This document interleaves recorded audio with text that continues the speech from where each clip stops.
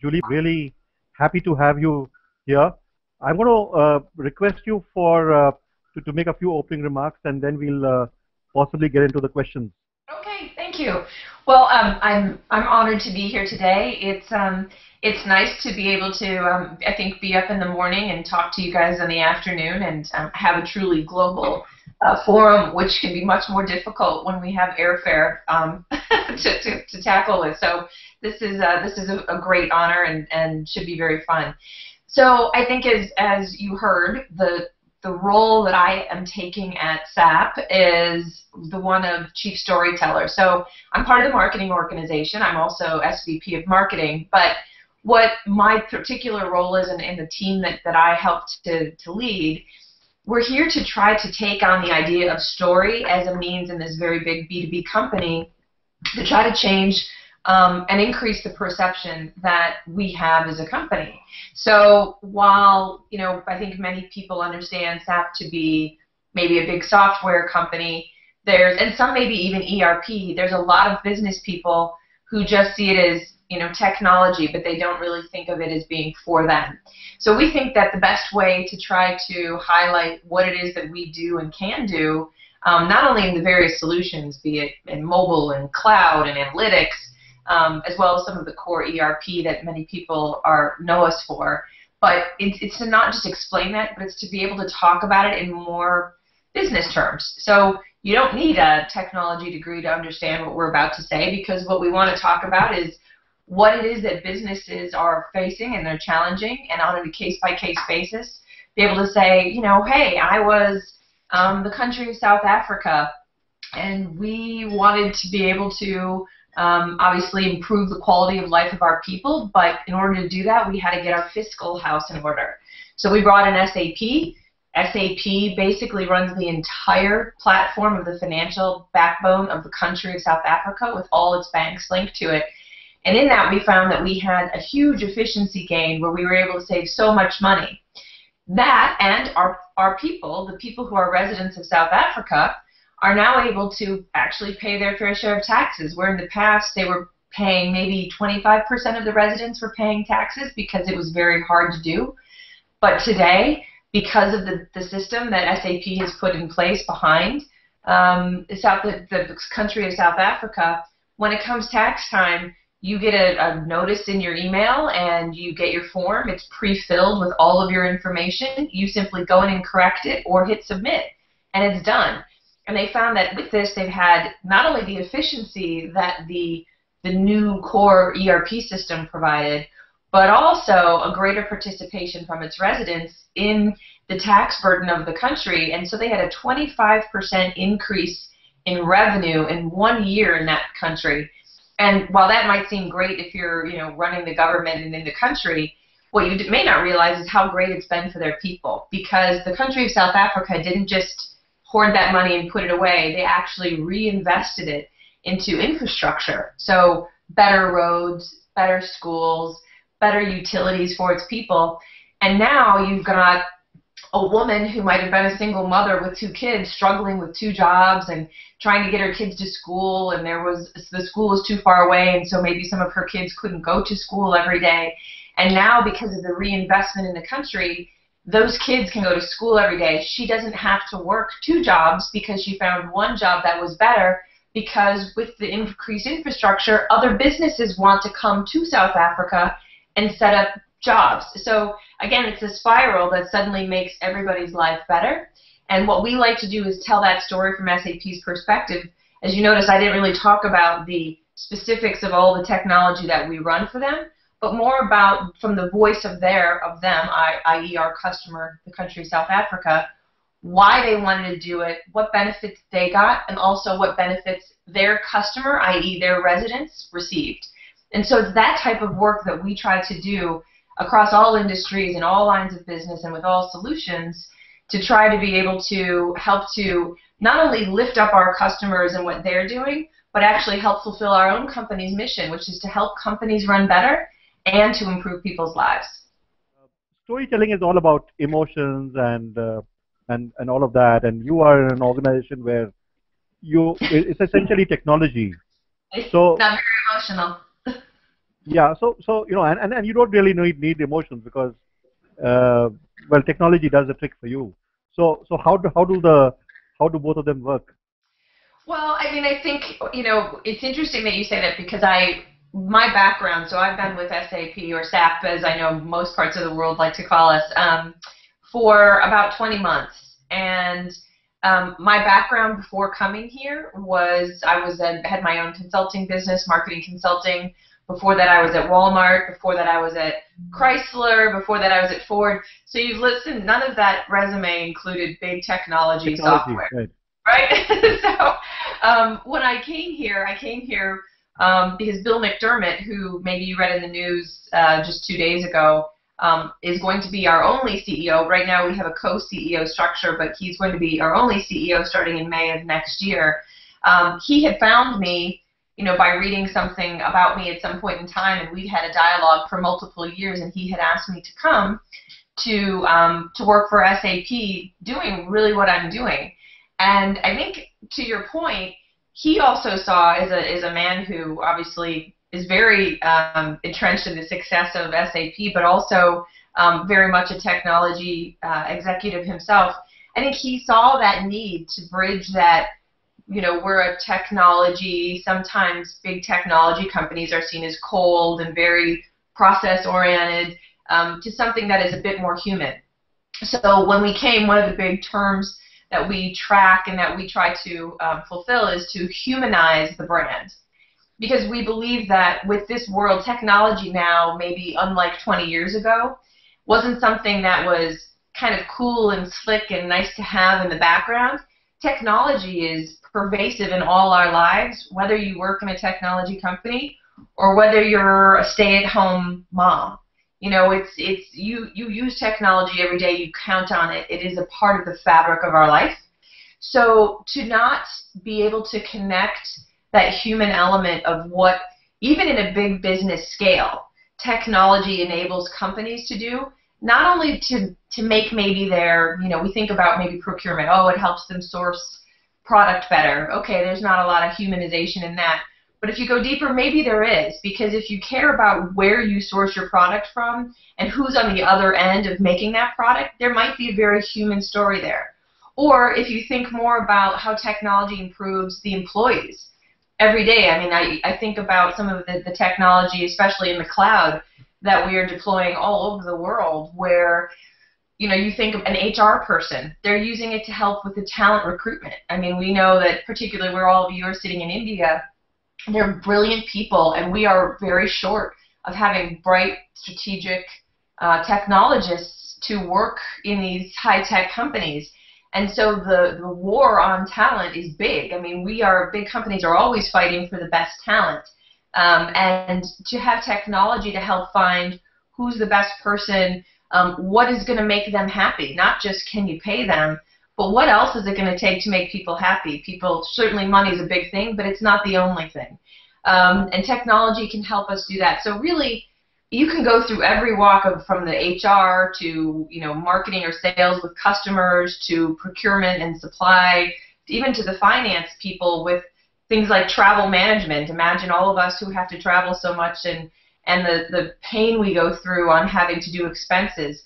Technology enables us to be able to do that so that, one, we can be fiscally responsible, hopefully get reimbursed more quickly, but three, spend a lot less time doing what is not really perceived as a value-add task so that we can either do the work or spend times with our families or our loved ones. So again, there's a lot of I think, emotion that is available to us to connect, and I always believe that while people, if they're technologists and they're trained for technology, they like that, they want to talk about that, but everybody, those people included, always have, I think, a greater kinship and a feeling of connection when you can connect something to a story, to something that touches them personally.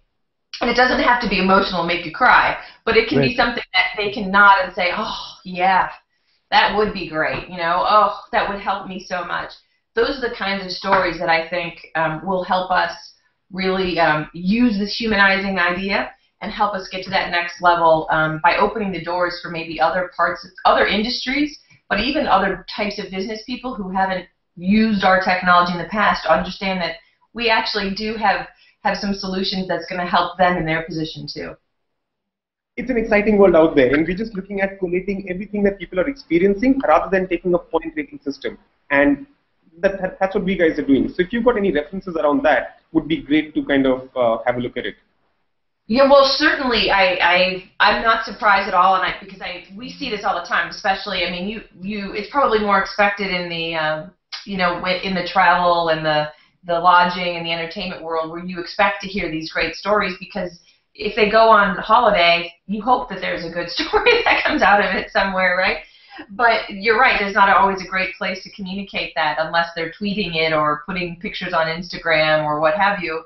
But we see the same thing. I mean, maybe our challenge is even greater than what you were speaking of, where that's why we try less to talk about the actual technology itself, but more about the experience and the impact. Because it's those impact pieces, or, because of this, I'm able to, when I gave the story about South Africa, the woman who now is able to not work 2 jobs and her kids can go to school, the technology is removed from her like 2 steps. But you're able to talk about, she can give you this great story of pride of a child. You can imagine all the moments that come from that. When you talk about what are some ways, there's a couple of things that both we have done, but also that we are about to do that maybe would be, ideas that would be useful to you to think about. So this one of them, and I'm going to show you, I'm pulling my iPad over, and I got to just log in quickly. But we created an app that for iPad that's available. You can download it on iTunes, but it's called Customer Journey. So if you have an iPad and you go to the Apple App Store, you can type in Customer Journey, and you will see our app come up. And really what it shows you, I'll try to get it close, is a series. It kind of opens up on a series of stories. It's got a big picture. There's a little bit of a brief on who the company is, and in the blue what has happened to them. But if I then hit, and then it moves to the next story, it kind of keeps rolling. But if I were to hit, in this case, it's Nu Skin, creating a happier world. Okay, fantastic. Learn more. So on this one, I'm learning more. Wait, I think I learned more. Oh yes. See, I learned more, and now it took me to the full story, and you can see that large menu on the one side of it. And really, what that allows you to do is, if I were to kind of pull back, I can scroll up. You probably can't see it very well, but you'll get the hint of it. And there's images. There's things like, well, I need to learn more about this company, so I can look at their timeline and scroll. You see it moves. It'll roll down. It'll talk through. There's video in here that's through their voice, where they're talking about what they've done. So what we call it is the reason we call it a customer journey is because through the voice of our customer. So maybe not in your case the traveler, but maybe it's an opportunity for you with the various entities, the hotels or whatever, to be able to capture some of the stories that people tell them and put them on here, so that people, a little like TripAdvisor or any of those third-party apps that are out there, but a more interesting way, that if the customer will even allow them to be videotaped, like in a Vine, if you're familiar with the social app Vine, 6 seconds on. In 6 seconds, sum up this trip and the most important thing, and to be able to create a montage of that in your own type of app. Or you can even host your own place. One of the things we're looking at to do, as I was mentioning, is something that we're in progress of. We're trying to create a movement, which I know is a very lofty goal, but a movement around the idea. I mentioned that first app, our goal is to help to make the world run better and to improve people's lives. Well, to run better means a lot to a lot of different people. So what we're trying to do now is we're looking at going out and creating our own social space for Run Better. And so, for instance, in New York, Fashion Week is coming soon, and we're thinking, let's go and capture in kind of a video way, probably more than Vine. It's going to take more than 6 seconds, but to capture people talking about fashion and how it impacts their life. And you might think, okay, well, that's great. You could do that, and how their life is better, or what does a run better moment look like for them? Because a world run better for them might be where their clothes fit them every day and they look good every day, so that they don't have to worry about that and constantly be worrying about their appearance. Okay, you think, well, what does that have to do with SAP or SAP? Well, Levi's is, hopefully you guys are all familiar with the brand Levi's and the jeans, right? That at least as a woman, it's probably true from a man. I'm not seeing many women on this screen, but at least for a woman, I can tell you that when you put on a pair of jeans, if they don't fit well, and you have to try in 20 pair to find the pair, you walk away with your self-esteem notched down a bunch, because there's nothing worse than not having to find a pair of jeans and feeling bad about yourself.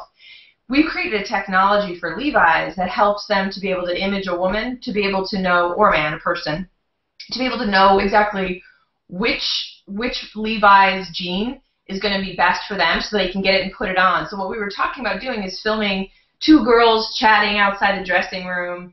They walk in, you can tell they're trying on jeans by like looking at their feet underneath the curtain. They come out and their faces are aglow because they found these great pair of jeans and they feel so good about themselves.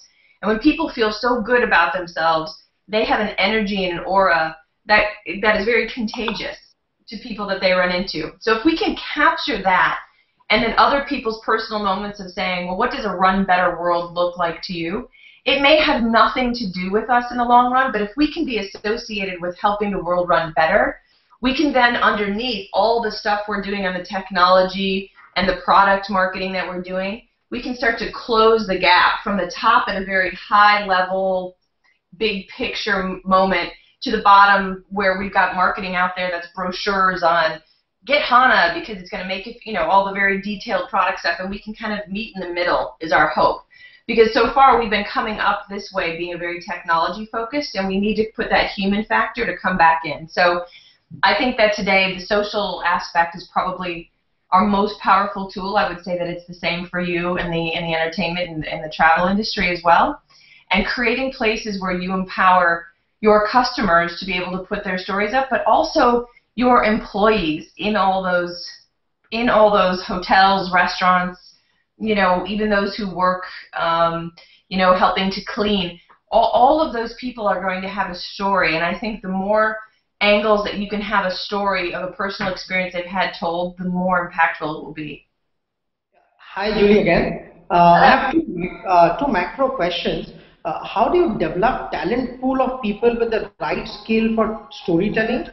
And second, you know, in the era of ROI, you know, how do you convince management and owners to invest in storytelling, you know, which is very nascent right now for us, but still would like to, you know, probably know what you're doing in these two areas. Just an added question to that, since you're answering that itself, is how do you go about attributing new business onto this premium method of selling?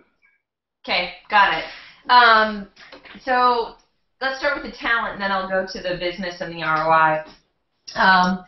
So from a talent perspective, you know, I think what's been interesting to me since I've been here, because the team that we started on this customer storytelling was new. It's not that people weren't telling stories, but to have an organization focused on that was new. And so what's interesting is that what comes out of the woodwork from people who have a passion for telling stories, whether it's through writing or verbally or creating video or, you know, whatever kind of method they use, there's actually it's actually easier to find talent than you would think. So that said, once people get the notion that this is an option for them and that there's a commitment to this, you find that there's a lot of people who actually have more of a talent base for it than you might have thought existed, even in a very technology-oriented company. Secondarily, we set up training. So we set up storytelling training, and I started it last year in the most simple way possible. I did a 5-step approach to storytelling. We did it through a presentation, and you know, it's always easier to do 5 steps because to train people has to be a story in and of itself, right? So it was, you know, who is the customer? Tell me just a little bit about what they do. What is it the problem or opportunity that they have? So are they trying to solve a problem? Are they seeing an opportunity for something they want to go do?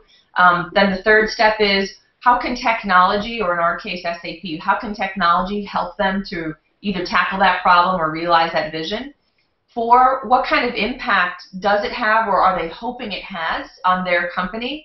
And 5th, what is the impact that it has on their customer, i.e. our customer's customer?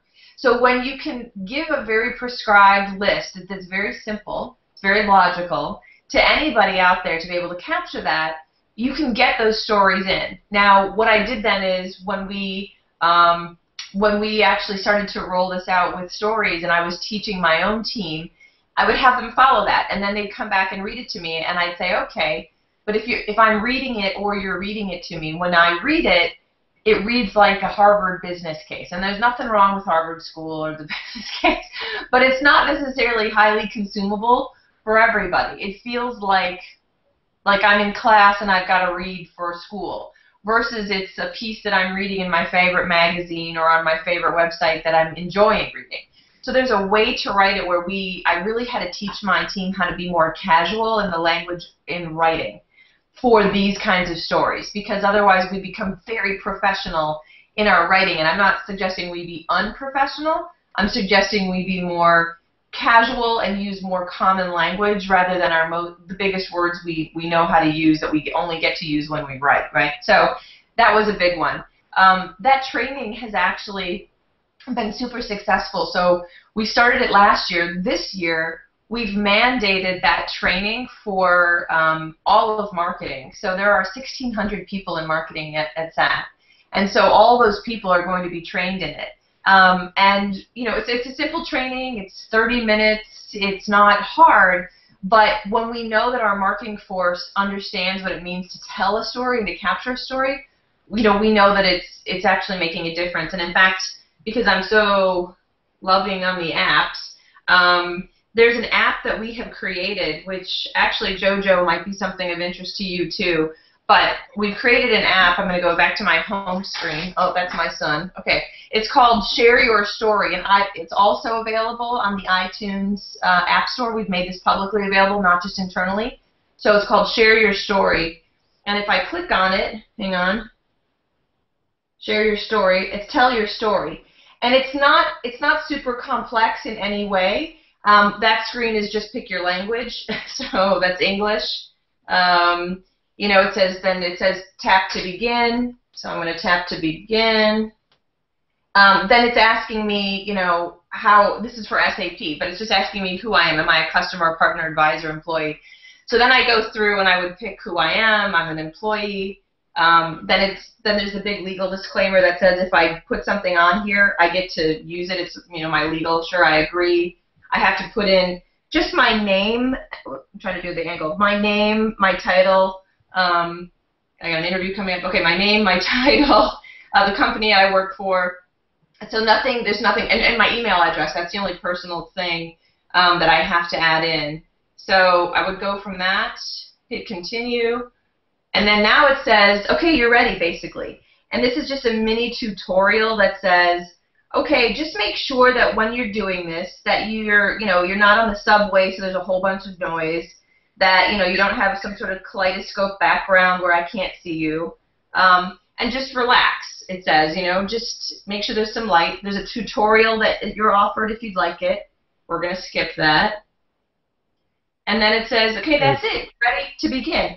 And literally all you would do is you hit tap to begin. Can you see the question? There's a question. Here's the box. It's pointing that here's the camera. Right here's the camera.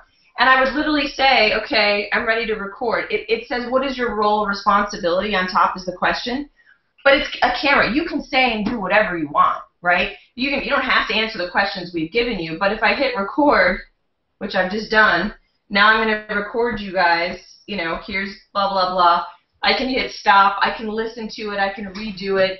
But once I hit submit, it comes, all those questions, it comes back to my team. We can edit it, and we can use that video for lots of different purposes.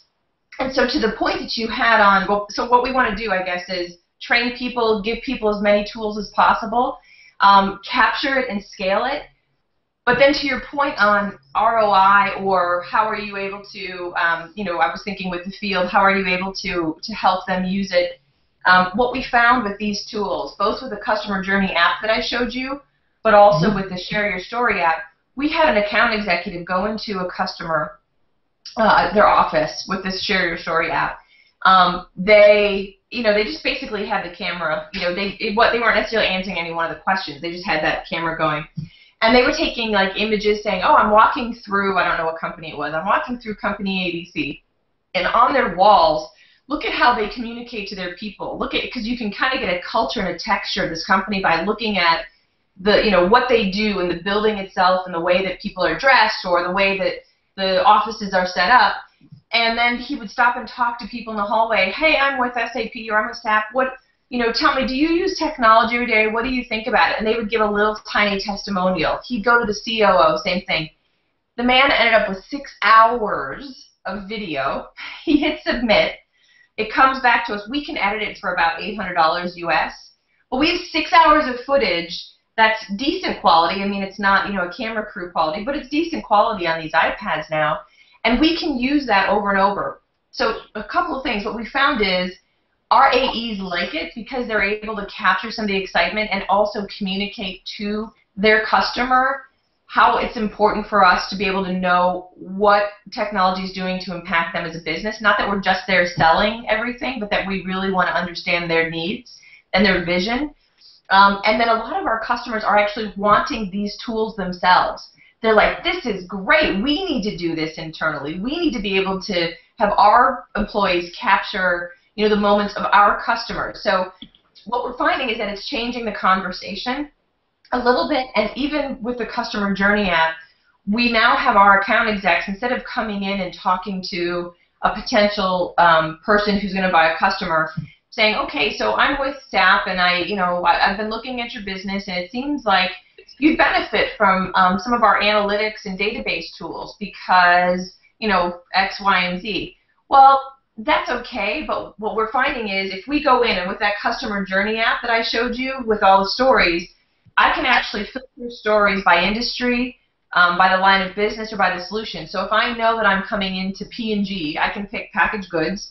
I can pick that I'm going to be speaking with the head of manufacturing, and it will filter and give me stories that are packaged goods, directed to the head of manufacturing, so that I can show a story to that guy that is in the realm of his world or something that he can relate to about another customer. So now he feels like he's not the only one. He's like, oh, that's interesting. That company that I know is doing things that I might like to do, and oh, all right, that makes it a lot more interesting for me. So it's for me, it's been pretty impactful in terms of what it's been able to do for our customers and for our AEs. It's changed the culture of how we sell, and because of that, our AEs are now telling us that they're getting deals and actually selling more and getting leads faster because of this. So these real human stories are actually helping our pipeline and helping us close. Julie, how do you ensure all customer-facing departments within SAP walk the talk, presented through storytelling to all the stakeholders? Well, we have 65,000 people, so I'm not magic, but I can. But I do. I think the best way to be able to do it is really the word of mouth. So first of all, none of this would have been successful if Bill McDermott, who our CEO, one of our co-CEOs for the time, wasn't committed to this. I mean, he wanted to do this. In fact, now he's pushing me very hard to give me stories from the customer perspective. So instead of filming, the CIO, the CTO, the COO, film Susie, who uses this, out on the street. You have to have commitment from the top, I think, for anything like this to work. So I would tell you that for sure. None of this would have been just somebody's nice project internally if there wasn't a big support and commitment and belief from the top of the house. Secondarily, the training that we've implemented, it's like one group at a time. And what we've also done is really work closely with our head of sales, Rob Enslin, who also believes in capturing these stories. I think, once you get, it's suddenly like getting introduced to a whole new way of doing things, right? Where suddenly you realize, wow, driving a car is so much faster than riding my bike. Oh my gosh, I never want to go back. And so I think that what they're seeing is, wow, being able to go in and talk to my customer about a handful of other customers that are in a like industry or in a like situation, wow, that's really impactful and I need to get more of that. So when we talked to our head of sales, we shared what we're trying to do. They're able to input the kinds of things that are helpful to them when they're meeting with customers, but more importantly also give us feedback on when they use this with customers, what are they hearing, because that allows us to constantly grow and optimize what we're delivering. But it is in that trial and in that partnership that the sales organization knows we have with them, because that's by far the largest group of people, that we're able to get closer to the 65,000 people using it, right? Or to be able to have, they call it references or customer stories top of mind. That is I think that they're finding now that they've tried it out, that's a much easier way to be able to talk about what we do. And the biggest thing I say is, if you're in a cocktail party and you're talking to somebody, are you going to talk to them like in a spec, like here's our brochure, here's the feature benefit, or are you going to tell them a story about something? And I think when you find out that works at a cocktail party or it works at a neighborhood barbecue, that's what's going to work, because those same people sit in an office during the day. And it's at the end of the day, we still sell to people. We're not selling to machines. So it's trying to infuse more of that. And that catches on. People like it. It's easier to do, actually. Hi, Julie. Gaurav Mandirata. I run a social media marketing company. What I wanted to ask is, how does the art of storytelling change with demographics and cultures? So to give you an example, if we look at what Dunkin' Donuts or Starbucks does in US on social media, they do promote a lot of their customers with their pictures and with their interesting stories. We tried to experiment that with similar brands in India. It didn't work quite well. So the questions which came to our mind was, maybe the audience in India reacts differently. Can you share any case studies where you have come across such situations and how you have tackled them? Well, I'm not surprised. I mean, Americans, they love to see themselves on anything that resembles a TV, whether it's an iPad screen or, an iPhone. So, yeah, I'm not surprised that it's more of that. Americans love it too. Well, yeah, you've got the Bollywood thing, right? They have the colors and yeah, so, right. When it comes to, I think what's fair, so I certainly have seen it, but not so much in SAP, though, to be fair. And I think it's because when we show, when we get pushback in terms of being able to have people, our customers be willing to share their story or be videotaped, it's usually less because of a cultural issue, and more because of and maybe it's slightly cultural, because of a fear that if they talk about what they do, that somehow they're giving away their intellectual property. Right, so there's a fear of, I don't want to, if I tell people and they see it, then people are going to know what we're doing, and then I might get fired because I've told. So I think there's more of that kind of thing that goes on with what we do. But I think, from a cultural standpoint, you certainly have to take that into consideration, but the social world, with you, certainly with running the social media companies, there's so many other ways. So even if people don't want to have pictures of themselves, that's why when I was talking, there's other pictures they can put up that express who they are without actually having it be an image of them. So when I was talking about trying to create a montage and maybe a site or a social platform for a better run world, one of the ideas was you can have people videotape themselves telling you what a better run world would look like for them in their personal life. That could be something like they've got their own garden, or they've got 3 more hours in a day, or whatever, right? But they could do that by talking themselves, or they could do that by looking at video that exists on the web, or images that exist, or take photos of things that exist and create a montage, a storyboard, if you will, that expresses that. So I think that the more choice you give people to be creative on their own, the more that you can overcome some of the cultural barriers by letting people, and sometimes it's cultural because it's a country culture, but sometimes it's personal. Some people just don't feel comfortable in any walk of life. It doesn't matter where they live. They're just more introverted.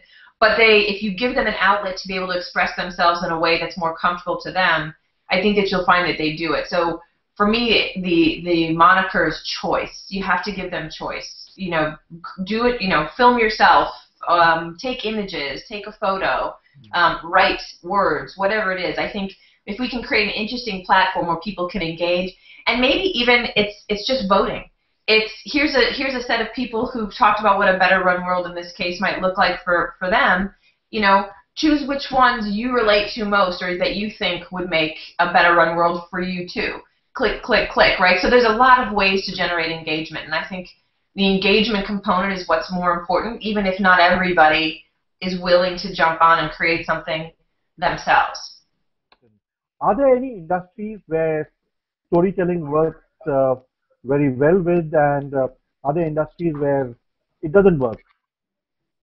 Well, you're talking to a purist, so I don't think there's any place that it doesn't work. I think the only time it doesn't work is that it hasn't been tried or it hasn't been done well. So that would be my answer to that. But places that I find that it has worked, maybe that were unexpected. I give a talk that's about the history of storytelling and the evolution of it, and then it kind of talks into how we on a B2B scale are starting to adopt it and what more we're doing. And in it, there's two examples that are relatively modern that I use that I think show somebody particularly doing it well. One is Google. You think about Google and you think, well, it's search. I mean, you think about how we use Google. We use it all the time, but is it interesting to storytell? Well, I think that they've shown recently that it is. So there's a beautiful video on YouTube that is about basically it's shot from the perspective of a father. You never see him. All you see is a Google screen. But what you see is you see him putting something in search and finding images. It's basically you hear him talking. He's writing an email, a letter to his daughter who's young, and it's basically chronicling her life of key moments. Using Google Maps, here's your first house, and you see the Google map come down on where their first house is with their address on, Elm Street. Here was your first lost tooth, and it's a video of her showing her, with her gap in her mouth from her first lost tooth. It's, here's our family trip. It's all kinds of things where they're using all the different Google tools, but it never feels like a Google commercial because you're so involved with this man writing this touching email to his daughter that he's preserving for her for time when she's an adult, that she will have this whole thing of pictures and videos and images, and he's used the tools. I find that is great, and on the same token, Google has also done something with Glass, and if you've seen their YouTube video promoting Google Glass, again, the perspective of somebody with it. So I find that lately I've been really impressed with their storytelling because they've done a really nice job of telling a story from the perspective of the user. Sorry to interrupt. Do you think we could have governments? India is going to we're going to have an election year soon. So do you think governments could use this as a technique to talk about what they're doing and communicate better to the they ought to be doing it all along, but in case they don't, but so for instance, do you think an Obama could have done that in an election year? Yeah, I think he did. I mean, what's interesting, and when I told you about that talk that I do about the history of storytelling, right. The first time that a politician in the United States, a president, used it was Lyndon B. Johnson used it, and it was during the 60s where there was the whole Cold War starting to build up, and after with Russia. And so he used this little girl, in the fields, very carefree with a flower, and she was pulling the petals off of a flower, and it's kind of cute, and suddenly in the background you see a giant mushroom cloud explode, and so it was this whole video for him about fear that, this beautiful child is going to die in a nuclear explosion unless you, vote for him as president because he's going to keep, the Cold War at bay. So when you look at storytelling, it started a long time ago. I think to your point now with current presidential nominees or how Obama used it, I think that they do use it to some extent to tell their personal story. I just find that at least in the United States, political elections, it's so scripted.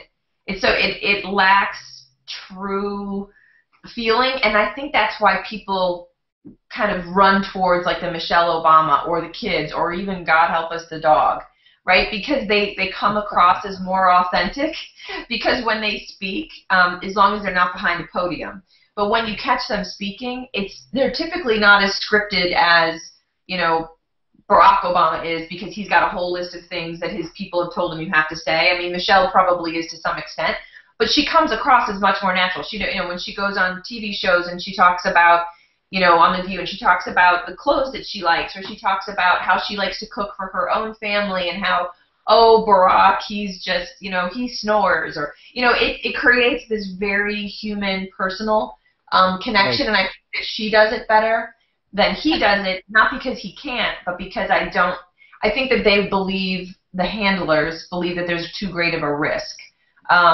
because then they would put themselves out there to be attacked on whatever personal thing they would share.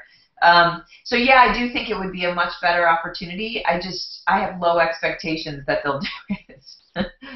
Julie, thanks so much. I think so, you know, I believe we got to know a lot about storytelling and also about SAP. So I believe we got to know the other side of SAP, and it was very informative.